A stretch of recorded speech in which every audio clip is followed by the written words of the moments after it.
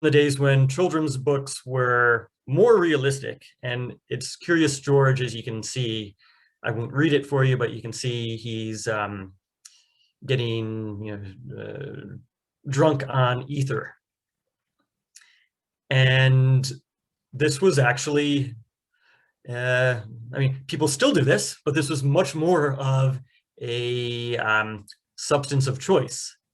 1800s, mid 1800s, especially late 1800s, even early 1900s. And there were a number of reasons behind this. And if you don't know what ether is, this is diethyl ether. It's a substance that you probably often heard about, used in early anesthesia, putting a patient under for surgery. But it's also something that if it's kept cool, you can drink it, you can inhale it. Gets people, drunk very quickly, and it's very cheap. So what led to the popularization of this was actually some temperance movements, especially a temperance movement that was started in Ireland in the mid 1800s.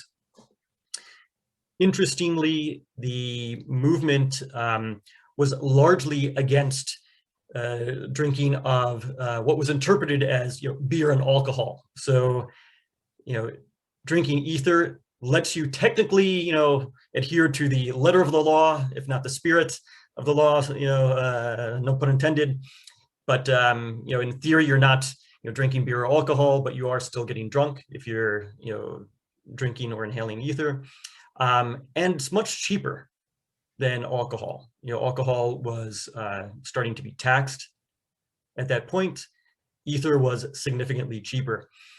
The problem, though, it was, bad tasting. It stunk. So people would add, juice to it. They'd add, fruits, spices to make it a little more palatable. But there's another problem as well. So after you drink this, ether at room temperature will turn into a gas. So you yourself get a lot of gas, in the sense of both directions. So you can imagine more people drinking ether at a time when there are a lot of open fires in their homes, actually leading to explosions and death, from drinking this substance. Not at all what people were thinking about, I suppose, when they popularized temperance movements. Not at all what governments were thinking about when they started to tax alcohol. But this is an outcome, and I'll say this is, certainly an unintended outcome. Explosions in the home is not what anybody wanted to see happen. And I bring this up as an example because this is probably the explosions at home is probably not at all on anybody's radar when they're thinking about, okay, how do we control excessive drinking? Can we tax that and use taxation and as a way to limit what our population does?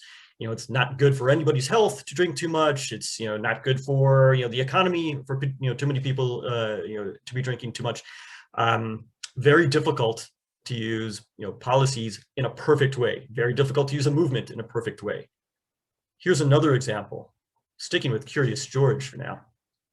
So this is, with no words, this is just a page from the first Curious George book. And you'll notice after he has dinner, he enjoys a pipe, in his armchair. Interesting thing for me in the original old Curious George books is really every man, not every person, but every male character smokes. Everybody. Smoking, it was much more a part of our culture. In the US, it's really declined significantly over the decades. Internationally, it's still very much a big deal. It's coming back in many ways in the US and elsewhere through vaping. So what is the process there? And it's a little different from the ether example. So you have tobacco products that have been popularized over really over centuries. Cigarettes, cigars, pipes, and on. You have tobacco companies that have become pretty powerful, both in just cultivation of the tobacco itself, but also in product innovation. You have a lot of, well, we might say like underhanded business techniques in terms of encouraging addiction, in terms of suppressing some of the research behind the effects of tobacco. But I'll say it's been decades at this point that we've known, okay, tobacco, nicotine, there are health impacts from them. It is addictive. There should be some alternatives that we offer people, or we should try not to encourage, excess tobacco use, too much. So the path towards breaking smoking culture has been pretty slow, but it's everything from turning people away from the smell of cigarettes, say, educating people on the health risks, in some places putting outright bans on the use of tobacco. And I remember in New York when a tobacco ban started in 2003, I believe.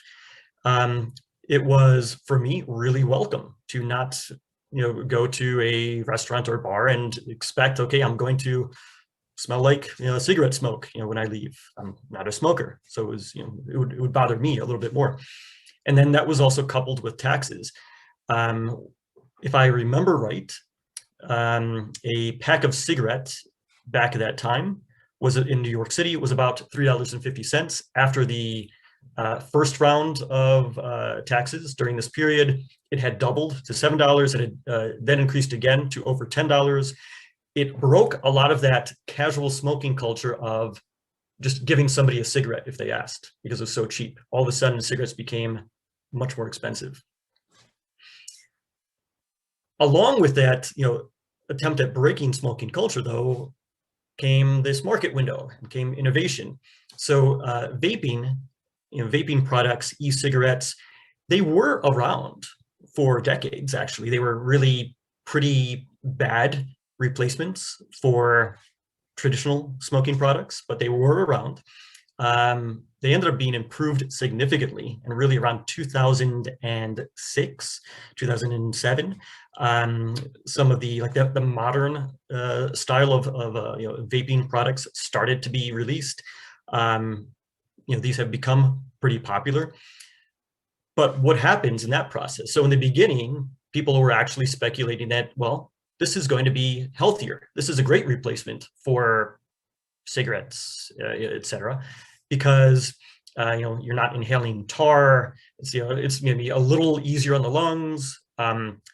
Less smoke seems to be released, so secondhand smoke is less of an issue, possibly.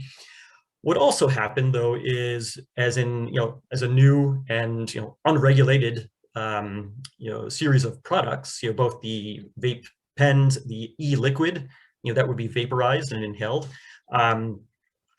with a lot of companies springing up, people just doing this on their own. We actually had some negative effects of that. And so there's a number of instances of people getting seriously ill, having their lungs damaged, even dying from inhaling the vapor that was made from poor quality tobacco products. So in other words, e-liquid made from tobacco that had pesticides that were spread on it, and having much more of an impact on your lungs in that vapor quality than in like a more traditional cigarette. Also, just that people were just starting to do this on their own with a little less oversight than previous. So again, not what anybody really wanted to happen, but you get this effect. It's difficult to predict, also difficult to prevent. And a little more recent news is this one. So McKinsey, the consulting firm, recently was settled for $573 million over the advisory work that they had done with Purdue Pharma. Purdue Pharma as well has been, it's well into the billions. It might be like $8 billion, now that they're probably going to be paying as part of the OxyContin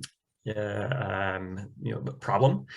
So OxyContin is an opioid. It was used in pain relief. However, the dosing schedule that was used was one that actually encouraged the formation of addiction. And if you look through the court documents, and I recently wrote about this actual issue with McKinsey and Purdue Pharma, if you look through the court documents, you see a very clinical, analytical approach to how should they deal with overdoses. How should they deal with OUD is opioid use disorder. So when people are negatively affected by becoming addicted to OxyContin, how much do you need to pay out before there's too much of a financial impact on Purdue Pharma, but it kind of satisfies the needs of the addicts in terms of them thinking, okay, I've received a fair amount of compensation.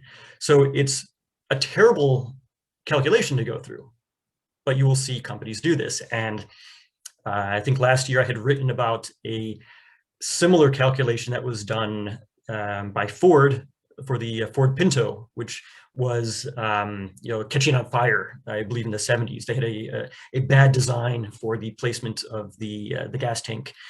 So you have this calculation that takes place. You have these set up for addiction in a dosing schedule that is made to create it's like a 12-hour dosing schedule. So like you would start down this path of withdrawal, and then craving would start for the opioid again, and then you would relieve it by being able to take the next pill, which was encouraging the addiction.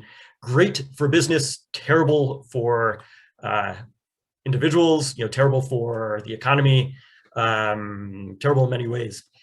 And you kind of have this path. I'm sorry, one thing I forgot to mention was actually about 20 years ago, that the government approving pain as a fifth vital sign. So in addition to the the use of OxyContin, you have doctors being a little more willing to prescribe pain medication because patient satisfaction is judged on their relief from pain as an additional vital sign. But you have a lot of businesses built around addiction. So consultants are really good at solving optimization puzzles. McKinsey did what they called turbocharging OxyContin sales for Purdue Pharma. You have this dosing schedule, which was created to encourage addiction. And as a result, you have addiction deaths and significant fines for Purdue and McKinsey. So as I look at these three big examples, ether, tobacco, vaping, and opioids, there's some major themes here. One is that addiction business models are potentially very powerful. I did not mention any of the digital addiction models, social media, and on and on. But when you have an addiction business model, you have really high retention for your customers. That means that you can invest a lot in customer acquisition. You can invest a lot in innovation. You sign somebody up once, and you can follow them for years and evolve with them, over their life. Another theme is on the interconnection of different systems. So it takes us a little time to often understand what the system is, but once we see some of the parts and understand how they connect, it can clue us into how a change in one place might impact the system overall. Difficult to do this very well. You can have good intentions, but if you actually are not understanding the system, you can have a bad outcome. I'll say none of the three outcomes that I outlined, I mean, nobody really wanted those three outcomes. Even the businesses, did not want the extreme outcome of people dying from their products. After all, that would be, bad for their business model. They'd rather, keep people for a long time, but not have serious health impact, not have significant fines be placed on their business activity. But but this happens, and we get these situations where there are bad outcomes. Nobody really wants this, but you can almost feel like the system is moving. Sometimes it feels like it's inevitable. It's going to go down this path. Optimizing for the wrong thing. So the McKinsey and Purdue Pharma, example, optimizing for, I'll say, at this point, I think we can, with the data that's been released on, that case, I think you can say, well, there was optimization for addiction, rather than optimization for pain relief that should be really temporary, and those patients should be moving on, on with their lives and not be faced with enduring pain that requires them to continue to take pain medication, or they've moved past the the physical need for that pain relief, but they have this addiction to the painkillers, and so they are continue to take them. Scaling effects, and by that I really mean, these are three big examples that were affecting millions of people. When we see things at large scale, again, we sometimes lose control of them. It's when there's a lot of money involved, and I've seen this a lot with well-funded startups that can grow very quickly. We have these effects where just the scale that you reach starts to change the system. If it had been a little smaller, a little slower moving, also as a result, maybe we would have had the time to recognize that something is happening and try to fix it. When something changes quickly, or when it becomes very big, this is just the way the world is. Of course, people drink ethers, just the way the world is. Of course, everybody smokes, tobacco. This is just the way the world is. There are so many injuries that require pain medication. Just what we need to do. Isn't it great that we have this as an alternative? Right? Leads to other effects. And by second order effects, what I mean is trying to understand the outcome of the outcome. So I can have this great intention. I want to improve, problem, A, and I have this, solution, but I create this other problem as a result. And you can think of that, say today, as the vaping example. We solve maybe some of the health impact from inhaling, tar and the other impurities in tobacco, but we also create this, health impact through e-liquid that is, not regulated, and there are like other chemicals in it that have even more severe impact on people's lungs. So I'll leave it there. If you'd like to discuss, one thing to kick the topic off, or I'm happy to,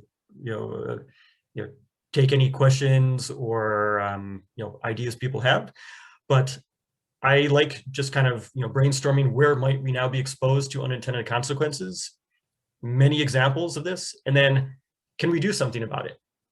And I don't mean this to say like, change, but I don't mean to say like, okay, we shouldn't change things. I don't mean to say,